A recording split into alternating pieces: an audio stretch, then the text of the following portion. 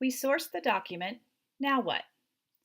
As students become familiar with sourcing using the Soapstone tool, they can use what they've learned to expand their historical understanding.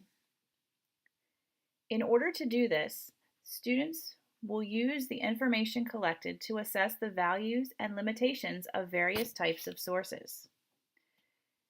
When asked to evaluate credibility, students are quick to say a source is biased. While this is often true, students should become familiar with ways to defend how a source is biased. Once students have become accustomed to using Soapstone, they should have a wealth of information that will help them to answer this question. To follow through with the previous example of the Neville Chamberlain speech, students evaluating the value and limitation might denote that using the speech is valuable for a historian because it provides insight into what the leader of Great Britain at the time thought about his conference with Hitler.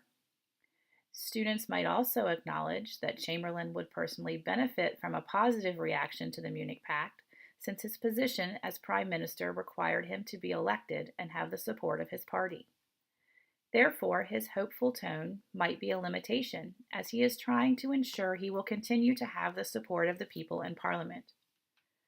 When reflecting on the occasion of the source, students might observe that since the speech was given immediately following the Munich conference, the source is limited, as we can't see the political or global fallout that befell Europe when Hitler broke the pact. Students benefit from having practiced with different kinds of sources. Implement an activity in your classroom designed to have students do more than source the document. For example, you could collect a variety of sources on 9/11. After using Soapstone to source the documents, students could work in groups to evaluate the value and limitations of each type of source. Complete a graffiti walk, where students rotate around the room, adding possible values and limitations to the different types of sources that they have examined. Using Soapstone routinely also assists students in corroborating sources.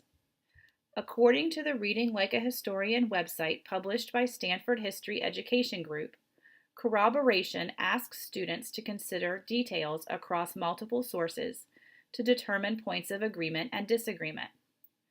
Students corroborating documents might ask, what do other documents say? Do the documents agree? If not, why not?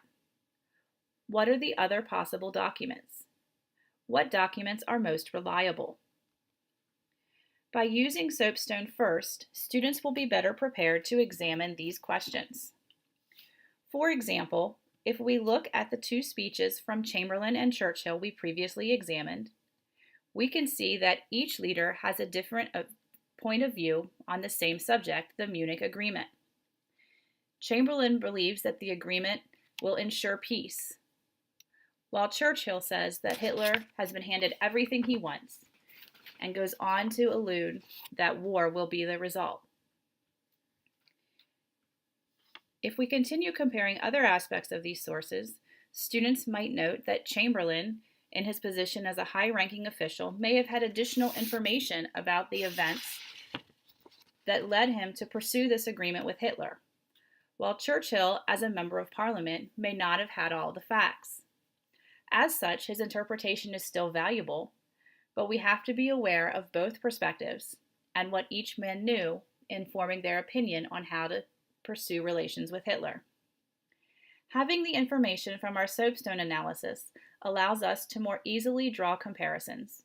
Knowing the point of view of different individuals regarding different sources and the background they bring to their source enables students to make a determination as to which sources corroborate each other and which sources provide a better picture of a historical event.